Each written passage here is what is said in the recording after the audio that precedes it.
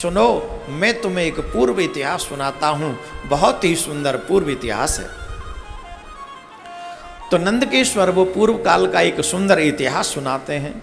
बड़ा मनमोहक इतिहास है मेरे प्यारे, आप लोगों को ध्यान से सुनना चाहिए। एक बार की बात है, भगवान नारायण अपने पार्षदों से सेवित होकर क्षीर सागर में शेष सैया पर शयन कर रहे थे। क्षीर सागर में शयन कर रहे थे।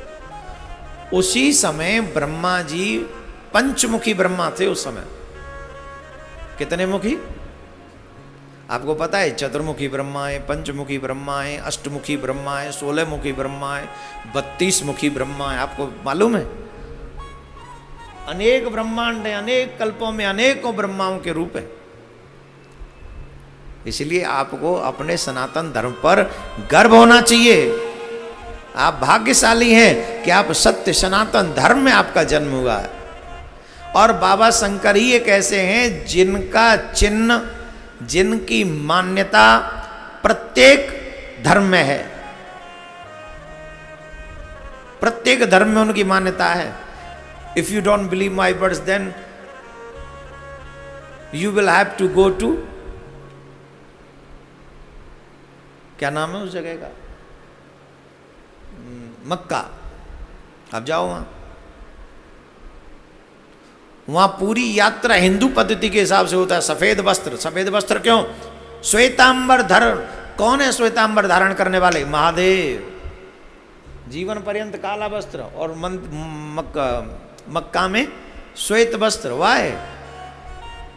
भगवान श्री नारायण पीतांबर धारण करते हैं, भोलेनाथ श्वेतांबर धारण करते हैं। इसलिए जितने भी मक्का के यात्री हैं वो श्वेत वस्त्र धारण करके जाते हैं।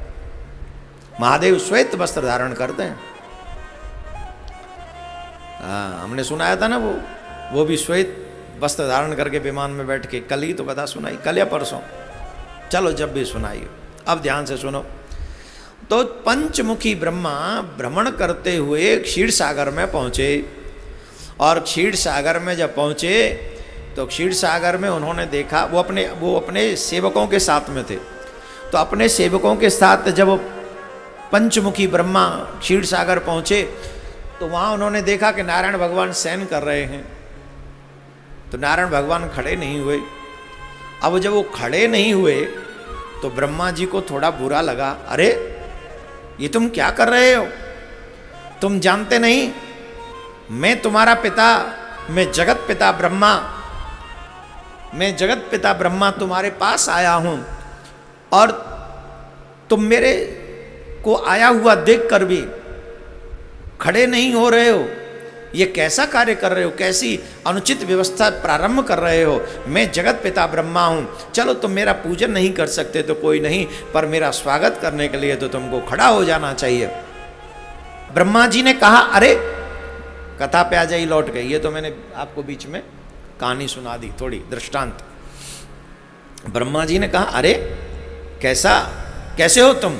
हम जगत पिता ब्रह्मा, हम तुम्हारे सामने खड़े हैं और तुम जो है सो हमको प्रणाम नहीं कर रहे हो। तो नारायण भगवान मुस्कुरा दिए। नारायण भगवान बोले, कैसी उल्टी गंगा बहा रहे हो? अरे ब्रह्मा जी, मति भ्रमित हो गई है तुम्हारी। क्यों? बोले तुम जानते नहीं हो हम नारायण हैं। हमारी नाभि से कमल हुआ और कमल में से तुम्हारा प्राकट्य हुआ है। हमारी नाभि से तुम्हारा प्राकट्य हुआ और तुम चाहते हो कि हम तुम्हारा सम्मान करें। तो अपना सम्मान चाहते हो हमसे? अरे तुम आए हो, चलो ठीक है, तुमने सम्मान नहीं किया, हमने तुमसे कुछ नहीं कहा। उल्टी गंगा बहा रहे हो तुम। हमसे कह रहे हो कि हम तुम्हारा सम्मान करें। अरे ये कैसे संभव है? ब्रह्मा जी बोले मैं तुम्हारा पिता और नारायण बोले मैं तुम्हारा पिता। इस बात को लेके एक दूसरे में विवाद छिड़ गया। अच्छा एक बात बताओ, ये देवता आपस में लड़ेंगे क्या? इतनी अल्प बुद्धि है इनमें कि जी आपस में लड़ जाएंगे? नहीं, भगवान के शिवलिंग को प्रकट होना था, इसलिए ये लीला ऐसी कर रहे हैं। ऐसे होता है ना, वो दो भाइयों को दो भाई रामलीला में काम कर रहे हों और एक भाई जरा हट्टा कट्टा एकदम बढ़िया तंदुरुस्त था, उससे कह दिया तू रावण का रोल करेगा, और एक भाई थोड़ा बड़ा सुंदर सा था, क्यूट सा, उससे कहा भैया तू राम बनेगा। बोले हाँ भैया। अब दोनों भैया, एक राम बन गया एक रावण बन गया, रामलीला में अभिनय करने लगे। और जब रामलीला में अभिनय करने लगे तो वहाँ एक दूसरे को मारने की बातें, जल को थल कर दूँ, थल को जल कर दूँ, ले आऊँ तार सितारों को, सुरमे की तरह पीस डालूं पृथ्वी और पहाड़ों को। रावण बोल रहा है, राम जी कह रहे मैं तुझे एक ही बाण से मार डालूंगा। हैं दोनों सगे भाई, लेकिन रामलीला में अभिनय कर रहे हैं, अभिनय में एक दूसरे को मारने की बात कर रहे हैं। और जैसे ही कपड़े उतारे, जैसे ही राम जी का रूप विश्राम दिया, रावण का रूप, फिर दोनों भाई एक ही थाली में भोजन कर रहे हैं। ये उदाहरण मैंने क्यों दिया? ये उदाहरण मैंने इसलिए दिया, हम सब के लिए भगवान ऐसी लीला करते हैं। कैसी? भगवान ब्रह्मा जी कह रहे मैं भगवान हूँ, मैं श्रेष्ठ हूँ। नारायण भगवान बोले मैं श्रेष्ठ हूँ, मेरी नाभि से तुम उत्पन्न हुए हो। तो ब्रह्मा जी को क्रोध आ गया। ब्रह्मा जी ने कहा अपने पार्षदों से, इनके पार्षद बहुत कम है, तुम बहुत अच्छे हो, चलो इनको देखो, इनसे जरा दो दो हाथ करो, पता चले कौन श्रेष्ठ है। तो ब्रह्मा जी के पार्षद झट से कूद पड़े नारायण भगवान के पार्षदों से लड़ने के लिए। इधर में नारायण भगवान के पार्षद भी टाल ठोक के तैयार हो गए। हमारे यहाँ जब लड़ते हैं तो पहले टाल ठोकते हैं कि आजा, हमसे बड़ा बलवान तू नहीं है, तू नहीं कि हम नहीं। तो भगवान नारायण के भी पार्षद एकदम तैयार हो गए लड़ने के लिए। और इधर में ब्रह्मा जी भी हंस पर सवार हुए और भगवान नारायण गरुड़ पर सवार होकर युद्ध करने के लिए पहुंच गए और दोनों में आपस में युद्ध होने लगा। अब जब ये ब्रह्मा और विष्णु दोनों आपस में युद्ध करने लगे तो शिवलोक में हाहाकार मच गया। शिव के दूतों ने भगवान भोलेनाथ से कहा, महाराज महाराज चाहिए, महाराज कृपा कीजिए। बोले ये हाहाकार क्यों हो रहा है? बोले जब ब्रह्मा और विष्णु आपस में लड़ेंगे तो महाराज ऐसा लगता है जैसे प्रलय का समय एकत्रित हो गया, अब प्रलय होने वाली है महाराज, अब कोई नहीं बचा सकता, आप ही हैं जो वहाँ जाके इनको रोक सकते हैं और इस ब्रह्मांड में प्रलय होने से बचा सकते हैं। बोलो राधे राधे। ऐसे नहीं, जोर से। अब तो महाराज भगवान कैलाशपति भी पहुंच गए, आकाश में छिपकर, आकाश में छिपकर उस युद्ध की तैयारी देखने लगे कि भगवान विष्णु और ब्रह्मा जी आपस में लड़ रहे हैं। और जब लड़ रहे हैं, बड़ी सुंदर कथा है। देखो दूसरों की लड़ाई में तो वैसे भी आनंद आता है ना, आता है कि नहीं? हाँ, कितना आनंद आता है। जब खुद के घर में लड़ाई होती है तब तकलीफ होती है, अरे लो हमसे ऐसा बोल गया। लेकिन जब दूसरों की लड़ाई होती है, हाँ कैसो देव गाल पे आनंद आए, वो सीए तो लाल पर गो पुआ सो छपे गो भैया, आनंद आए तुम आई सो बड़ो बड़ बड़ बड़ बड़ बड़ बड़ कर तो का हुआ बोलना दे तो आज सबरी पंचायत निकल गई है। कैसो स्वाद आ तो जब दूसरों पिटत का है, और जब तीसरे दिन खुद पिटत का है। बोए बीज बमूर के आम कहाँ ते आए, जब बमूर बोओगे तो आम मैंगो खाने को नहीं मिलेगा। दूसरों को लड़ता हुआ देखकर अगर प्रसन्न होगे तो एक दिन तुम्हारे घर में भी महाभारत अतिश्री महाभारत कथा, ये कथा है तेरे कुकर्म की, विधर्म की, बुरे कर्म की। देख न सकाई पराई विभूति, उसी की कथा है ये।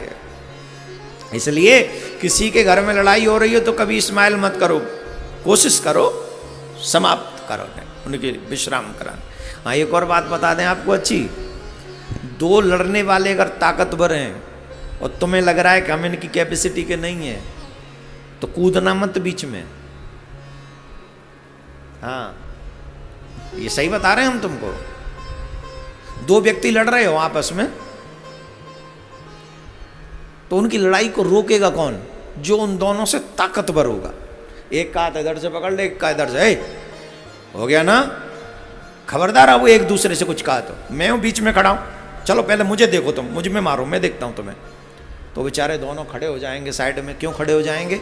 इसलिए खड़े हो जाएंगे बोले इनसे लड़ने की कैपेसिटी अपनी नहीं है। और अगर कोई इंद्रेश वार बीच में आ जाए और दो बड़े बड़े लड़ रहे हों, अच्छे खासे लड़ रहे हों, हैं, हाँ, कोई संदीप टाइप आ जाए कोई और आके बीच में और लड़ रहे हों, कोई गर्ग जी वाला शरीर, शरीर बड़ा हष्ट पुष्ट थोड़ा अच्छे से, और खली जैसे दो लोग लड़ रहे हैं और ये आके बचाव करें। ईमानदारी से बताओ, अगर उन्हें झटका भी मार दिया तो उनका पाँव और हाथ दोनों टूटेगा, बच नहीं सकते। जो उनका झटका ही नहीं चलेगा, सिर्फ झटका मार दे, वो मारने के लिए नहीं, सिर्फ हटाने के लिए भी झटका मार दे। खली अगर थोड़ा सा भी यूं मार दे तो बताया बेचारे को कहाँ बचेगा, बचेगा कुछ। इसलिए मैं कह रहा हूं, अगर आप लड़ने वालों से कमजोर हैं तो गलती से भी बीच बिचाव न करें। दूर से ही रह के हाथ जोड़ के भैया रुक जाओ, भैया रुक जाओ, न रुकें भैया तो तुम बस खड़े ही रहो। लेकिन बीच बचाव करने के लिए थोड़ी ताकत चाहिए। तो भगवान भोलेनाथ ने सोचा ये तो लड़ने के लिए तैयार हैं, अब क्या किया जाए। तो वहां पर एक अग्निस्तंभ प्रकट हुआ उन दोनों के बीच में, तेजोमय अग्निस्तंभ, अद्भुत चमकने वाला, जिसका तेज कोई सहन नहीं कर सके। एक स्तंभ मतलब शिवलिंग की तरह विशाल, ये पहला शिवलिंग है। बोले शिवलिंग महादेव की जय। ऐसे शिवलिंग महादेव का प्राकट्य हुआ, और कितना बड़ा था। अब ये दूसरे एक दूसरे से लड़ने के लिए सामने आने चाहिए ना, अब सामने कैसे आए, बीच में तो वो है अग्निस्तंभ है। अभी कैसे, तो एक दूसरे से बातें कर रहे हैं, ठीक है हम लड़ेंगे, लेकिन पहले इनका पता लगाओ कि कहां से शुरू हो रहा है, कहां पे समाप्त हो रहा है। तो ब्रह्मा जी से पूछा तुम किधर जाओगे, ऊपर की तरफ के नीचे की तरफ। भगवान ने, ब्रह्मा जी बोले हम क्योंकि उनकी सवारी क्या है, हंस, तो हंस तो हमेशा ऊपर की तरफ उड़ेगा। तो ब्रह्मा जी ने स्वयं ने हंस रूप धारण किया, बोले हम इनका आदि देखने जा रहे हैं, हम इनका आदि देखेंगे। नारायण भगवान बोले ठीक है तो हम अंत देख के आते हैं। तो भगवान ने 12 रूप बना लिया वहां, बोले 12 भगवान की। नारायण भगवान 12 बनकर अंत देखने के लिए नीचे की तरफ गए, और वो आदि देखने के लिए ऊपर की तरफ हंस बनकर ब्रह्मा जी ऊपर उड़े। अब ब्रह्मा जी उड़ते गए उड़ते गए उड़ते गए, कहते हैं हजारों साल उड़ते गए ब्रह्मा जी ऊपर, पर आदि नहीं मिला। ऐसे ही भगवान नारायण अंततः उनका अंत देखने के लिए नीचे जाते गए जाते गए जाते गए, हजारों वर्ष में भी अंत नहीं मिला। ब्रह्मा जी बोले कितना उड़े, ये जितना उड़ रहे हैं उतना ही ऊपर, जितना वहां से दिख रहा था उतना यहां से दिख रहा। तो ब्रह्मा जी उदास होकर लौटने लगे। तो भगवान भोलेनाथ आकाश मार्ग से ये सब देख रहे थे, हैं? आकाश मार्ग से भगवान भोलेनाथ ये सब देख रहे थे। तो वो अपने सर पर केतकी का पुष्प धारण करते थे बाबा भोलेनाथ। तो उनके सर से वो केतकी का पुष्प मुकुट से, जटा मुकुट से वो गिर गया। तो जब वो गिर गया तो ब्रह्मा जी भी नीचे की तरफ आ रहे थे, और वो केतकी का पुष्प भी नीचे की तरफ आ रहा था। तो ब्रह्मा जी ने उससे सेटिंग कर ली। बोले तुम नीचे चल रहे हो? बोले हाँ हम भी नीचे ही चल रहे हैं। बोले तुम मुझे जानते हो? बोले नहीं आप बताओ। बोले मैं जगत पिता ब्रह्मा हूँ। बोले अच्छा ब्रह्मा जी, प्रणाम करते हैं आपको। हाँ एक बात बताओ, तुम हमारी हेल्प करोगे? बोले क्या हेल्प? बोले अब हम नीचे चल रहे हैं, वहाँ हमें विष्णु भगवान मिलेंगे, और विष्णु भगवान मिलेंगे तो हम इस अग्नि स्तंभ का आदि देखने गए थे, मीन्स प्रारंभ। तो सच्चाई तो यह है कि हमें प्रारंभ आदि मिला नहीं है, परंतु जब हम नीचे जाएंगे और विष्णु भगवान मिलेंगे तो वो हमसे पूछेंगे कि तुम्हें मिला, तो हम कह देंगे, क्योंकि जब हम इतना गारंटी से कह सकते हैं जब हमें आदि नहीं मिला तो उन्हें अंत भी नहीं मिला होगा। अगर हमें आदि नहीं मिला तो उन्हें अंत नहीं मिला है, तो जब उन्हें अंत नहीं मिला होगा तो हम जाके पूछेंगे तो वो कह देंगे हमें अंत नहीं मिला, और हम कह देंगे हमें आदि मिला है, हम झूठ बोल देंगे। तो हम फिर सर्व पूज्य देवता हो जाएंगे, उनसे बड़े हम हो जाएंगे, हमारा सम्मान बढ़ जाएगा। बस तुमको हल्की सी हेल्प कर देनी है हमारी। बोले क्या? बोले जब कोई वो पूछ ले, बाय द वे वो पूछ भी सकते हैं ना कि इसका गवाह कौन है, तो हम कह देंगे ये केतकी का पुष्प, मतलब केवड़ा का पुष्प, ये हमारा ये गवाह है, इसके आगे हम आदि देख कर आए, ये इससे पूछो। पर एक बात ध्यान रखना, अगर तुमने हमारी गवाही दे दी, हम जगत पिता हैं, हम तुम्हें क्या नहीं दे सकते? हम तुम्हें बहुत कुछ दे सकते हैं, जो कोई और तुम्हें नहीं दे पाएगा हम वो तुम्हें दे देंगे। बस तुम हमारी इसमें थोड़ी सी है, मिलजुल के काम हो जाएगा। बोल ठीक। प्रलोभन में आ गया केतकी का पुष्प, केवड़ा का पुष्प। यहां पर एक छोटा सा मैसेज और दे दूं, झूठी गवाही देने पर अपराधी माने जाते हैं। वैसे संविधान में भी कानूनी तौर पर भी देखा जाए, अगर गवाही झूठी पाई जाए तो उसको दंड का अधिकारी है, और यहां पर भी दंड का अधिकारी है, और भगवान धर्मराज के यहां पर भी दंड का अधिकारी है।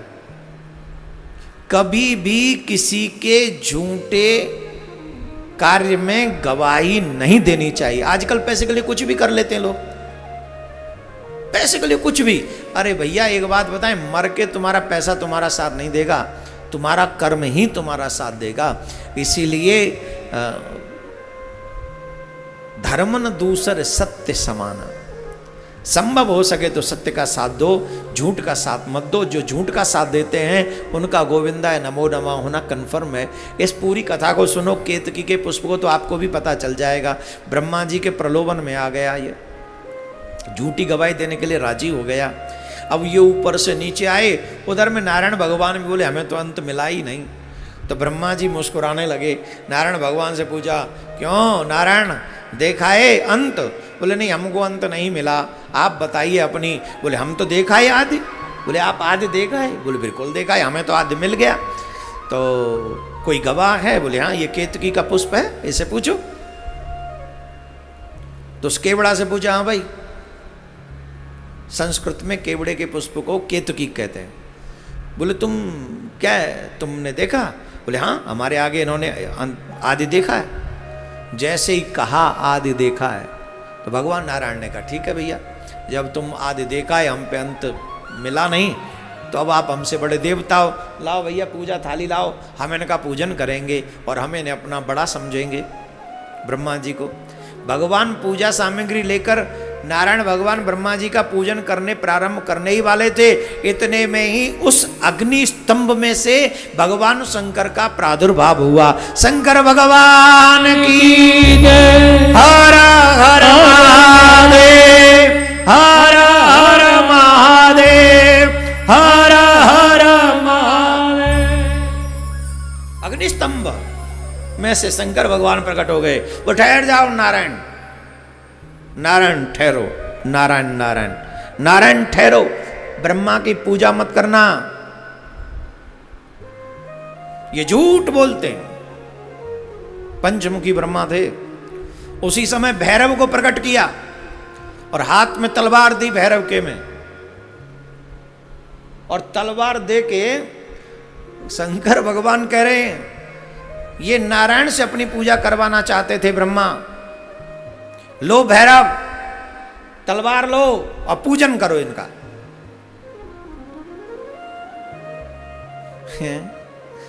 तलवार से कैसा पूजन होता है बताओ, बताओ कैसा पूजन होता है? किसी के हाथ में डंडा दे दो, बोले ये आए पूजन करो, इनका पूजन करो। आपको एक कहानी याद आ गई मुझे, बड़ी अच्छी है, सुनो। एक सेठ जी से किसी दबंग आदमी ने कुछ पैसे उधार लिए। एक सेठ जी से, इसी कहानी के ऊपर, बहुत अच्छी कहानी है, आपको आनंद आएगा। आनंद आएगा मतलब आपका हिसाब किताब बढ़िया होगा फिर यहाँ से आगे। दबंग आदमी ने एक सेठ जी से कुछ पैसे लिए, तो सेठ जी ने पैसे दे दिए। पैसे अब वो महीना हुआ, 2 महीना हुआ, 4 महीना हुआ, वो पैसा दे ही ना। अब रोज सेठ जी जहाँ भैया पैसा लौटा दो, भैया पैसा दे दो, भैया। वो कह हो जाएंगे तो दे देंगे, हो जाएंगे तो दे देंगे, हो जाएंगे तो दे देंगे। बोले अच्छा। अब एक दिन सेठ जी थोड़ा गुस्से में, तुम कमाल है मुझे पागल बनाते हो, रोज कहते हो दे देंगे दे देंगे, मेरा पैसा तुम वापस नहीं करते हो, पैसे वापस करो। तो उसको लगा ये, वो चौधरी साहब थे जिन्होंने पैसे लिए, अच्छे खासे थोड़े। बोले अच्छा ऐसा है ठीक है। उन्होंने कहा एक काम करो, कल आना शाम को कंफर्म। बोले ठीक है। शाम को सेठ जी दूसरे दिन टाइम पे ही पहुंच गए और वहां बाहर चौधरी साहब ने 2 ढोल वाले बुलाए हुए थे, 2 ढोल बजाने वाले। बोले कि जैसे ही सेठ जी अंदर आए तो तुम्हें जोर जोर से ढोल बजाना है और कुछ नहीं करना है, इसी के तुम्हें रुपए मिलेंगे 500। बोले ठीक है। अब वो जोर जोर से ढोल बजाए और सेठ जी भीतर गए और वहाँ उन्होंने 4 आदमी बैठा रखे थे, चारों के हाथ में लठ था। और सेठ जी ने कहा, अब चौधरी साहब के माहौल को देख के तो वो वैसे ही ठीक हो गए, भैया आपके पास कुछ पैसे थे। जैसे पैसे का नाम लिया तो चारों लठधारी लठैत जो थे उन लठैतों से कहा कि सेठ जी की सेवा करो। अब चारों लठ वाले दनादन सेठ जी पे टूट पड़े। और जो अब बाहर कोई पूछे भाई सेठ जी के घर में फंक्शन क्या है, कोई फंक्शन हो रहा है, क्या हो रहा है? बोले हमको नहीं पता। बड़ी जोर जोर से उनकी सेवा पूजा करके सेठ जी से कहा अब जाओ, हो गया आपका हिसाब, ये है आपका हिसाब। अब सेठ जी बेचारे वहां से चले गए। कुछ दिन बाद चौधरी साहब के बेटे का ही विवाह था और विवाह में फिर ढोल बज रहे थे। संयोग से सेठ जी अपनी सेठानी के साथ चले और वहीं होके निकले।